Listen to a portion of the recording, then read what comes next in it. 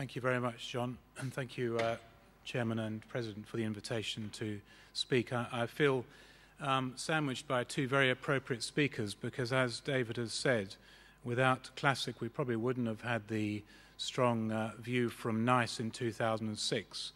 But really one of the drivers, or one of the individuals that drove the Department of Health to implementing this program and spending the money was people like Professor Robin Kennedy, who's speaking after me. So for the non-colorectal audience,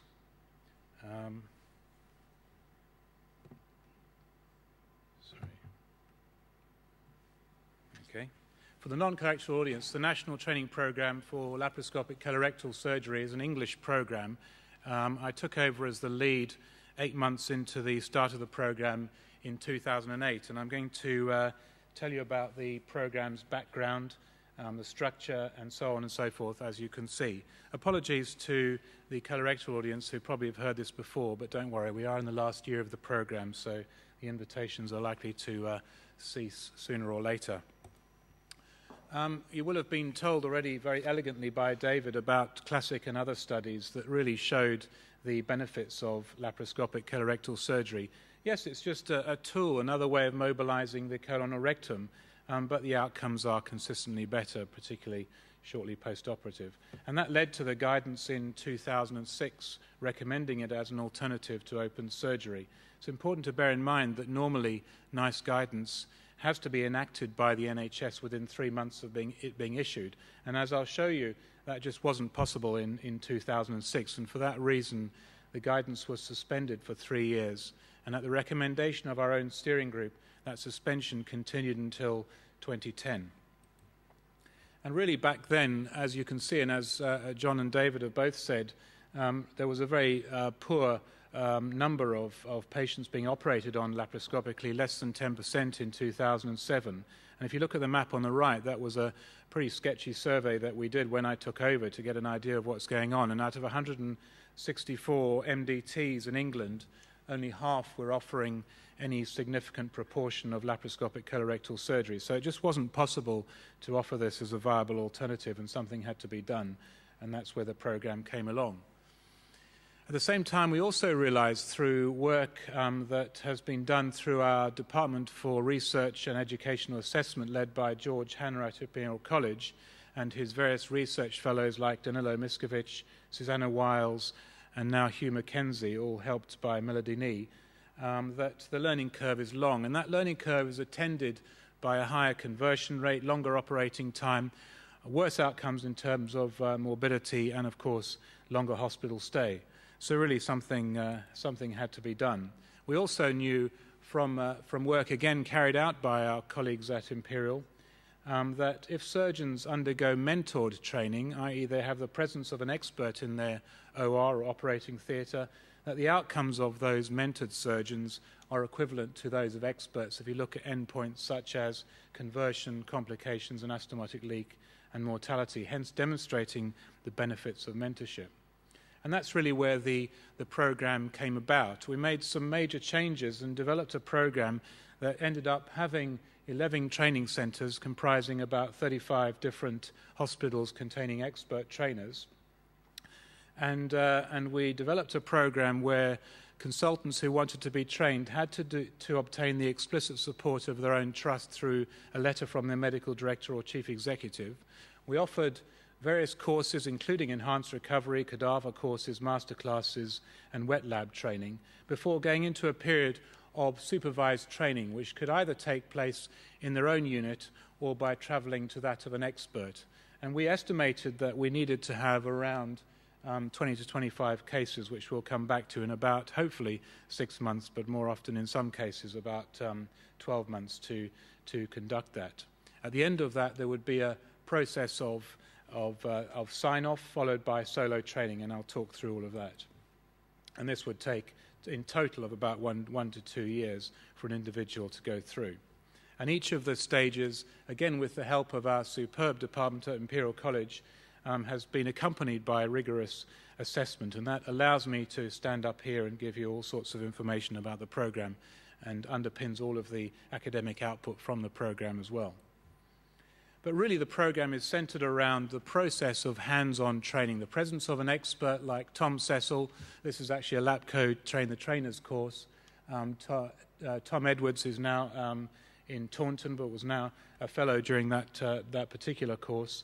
And you can see concentration going on whilst they're performing a right hemicolectomy. And that really is the basis for the whole way we structured this program, hands-on training. Each of those training cases was accompanied by the performance or the completion of an online global assessment score form, which broke each of the procedures into 13 key steps, and then rated each of those steps with a non-critical discrimination, which both the trainer and the trainee completed online. And the reason why these were used so successfully, to put it simply, is that we linked the funding of the program to the completion of these forms online. And that's what happened. As you can see here, no online gas form system. Gas form system came here. Suddenly, we had huge volumes of training cases linked to the funding of the program. And to date, almost 2,000 training episodes have been logged by consultants in training. And we've also had enthusiastic uptake by the Ethicon post-CCT laparoscopic colorectal training fellows and to a lesser degree by specialist trainees as well.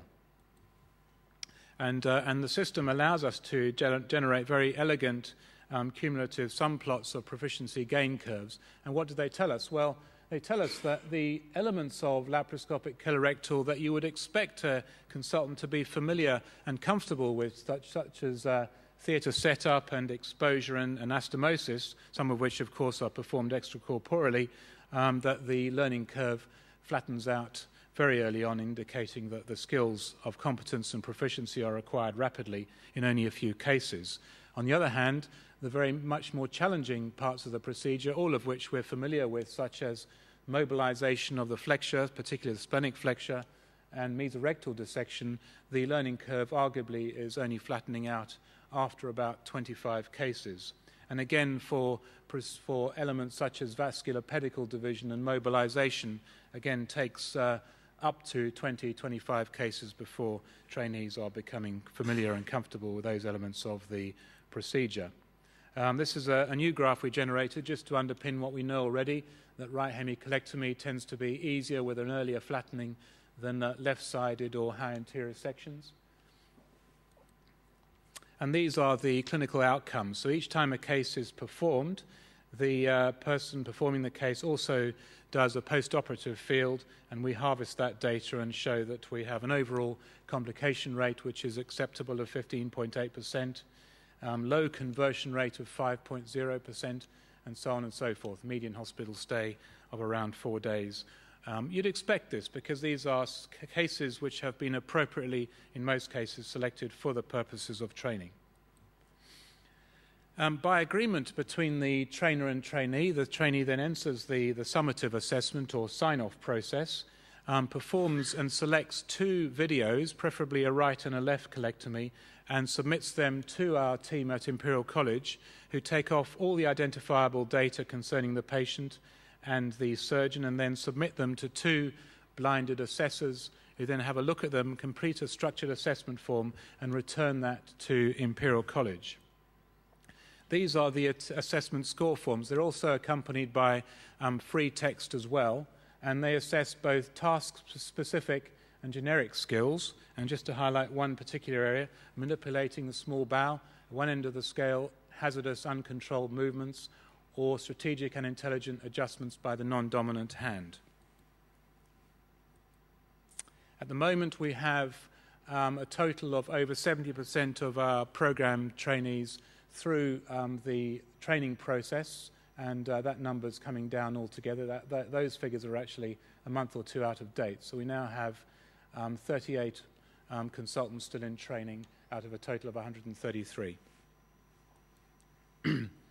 The average number of cases, if people are going through the program and thinking of going through sign-off, for a successful sign-off is 16.5. And certainly there's evidence as well that if 10 cases or less are performed in training before going through sign-off, there's a significant higher rate of failure. And the current overall pass rate for the program is around 70%. These are the risk factors for failure. Failure usually means some sort of conditional recommendation to either submit further video material or to discuss further training or case selection with one's trainee before submitting further material for sign-off. But you can see, without me having to read it, the sort of expected areas where you'd expect people to be marked down in terms of their skill set at the time of going through sign-off. And then in terms of, we have some limited data from nearly 500 cases from consultants who have completed sign-off successfully and then submitted cases to the NBOCA data, the audit. And with these small number of cases, you can see that the conversion rate has gone up, which I think echoes a degree of caution in surgeons who've completed training, from 5% up to 10%. I don't think that's a bad conversion rate anyway. Leak rate is the same. Hospital stay is similar as well, really indicating that the quality appears to be maintained after the end of mentored training. What we've done with Imperial College and their Professor of Health Policy, who's a health economist called Professor Peter Smith, is we've carried out, and I hasten to say this is a rather sort of hypothetical calculation of what would happen if we didn't have Lapco over the last 5 years or so, and surgeons continued to take up laparoscopic colorectal work in a self-taught way. So there's the curve. If you remember the learning curve of 150 cases before outcomes achieve those of experts, comparing that to what is apparent in our system from Lapco trainees, where they appear to achieve competency in about 30 supervised cases. And of course, you can calculate theoretically the difference between the two in terms of outcome, and then using that in terms of hospital stay, complications, and conversions, the theoretical difference in cost if you had two parallel systems working in the two different ways. And what that does tell us is that, in contrast to David's figures, in terms of cost, we've so far spent nearly £7 million in the programme, because this calculation was done last year. But if you calculate the potential benefit, then it comes out to be about £11,600,000 to the UK or English taxpayer, thereby giving you a net benefit for Lapco in theory of nearly £5 million, demonstrating the potential cost effectiveness of such a training programme. I'm very proud of all of those that have been through and all of those that have worked very hard to develop this Lapco trainer-trainer course. I think it's both very challenging to deliver and very enjoyable to be part of. And it was developed very much with the help of the National Endoscopy Training Programme and Roland Valori. And I'd certainly commend this to any colorectal surgeons who are welcome to come and join us on this course, currently working 3 times a year. And certainly has great potential, I think, for other areas of surgery in really raising the bar in terms of providing good quality training. Because we all know that it's one thing to be an expert in surgery, it's another thing altogether to be a good trainer. And that's where we are in terms of the HES data, which David outlined during his talk.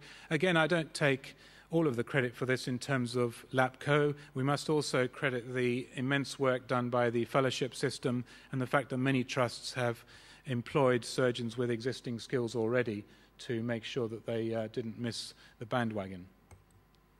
And in terms of the map of England, well, there's only a very small handful of hospitals now which have a low uptake of laparoscopic colorectal surgery.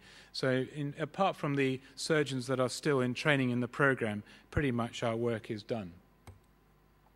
And despite making applications to Department of Health to carry on in order to offer further training, Mike Richards and the Department of Health have run out of money, as we all know. So this programme will cease to exist as of this time next year. We could have, I suppose the slide should be changed to what we could have done would be to have the aspiration to increase the rate above 50%, but I suspect that will occur now as a sort of a natural drift driven by all the forces around us and the enthusiasm for laparoscopic colorectal surgery that not only us as surgeons have, but our patients continue to have as well. But I think it's important that we continue to have some presence to prevent a sort of a backward slide in terms of quality. So we don't want outcomes to start deteriorating because people don't have access to good training, for example, when they want to start doing high anterior sections or go lower in the pelvis. It certainly has the potential to offer models for revalidation, to identify and help people where underperformance is a problem. And of course, it has as a great model for training in other areas where complex laparoscopic surgery is an issue for training. It certainly has the potential not to conflict with what systems like ISCP do, but to complement what they do. And of course, as I've said, I'm very proud of our bespoke TT. So in summary, we've developed really a program that is unique in terms of its size and success for training consultants throughout the world. And it's a performance-managed surgical training network. It has excellent established governance structures, and it's demonstrated excellent educational, clinical, and economic results. Just a little plug for a couple of things coming up in Plymouth through the Royal College. And I'd just like to really, I've in the past thanked my program manager, Laura Langsford, and all of the trainers who work very hard with their staff to provide this training. But my final thanks really go to all the trainees, consultants who were said not to be interested in being retrained, but have bought in wholesale to this program. So thank you very much, Mr. Chairman, again.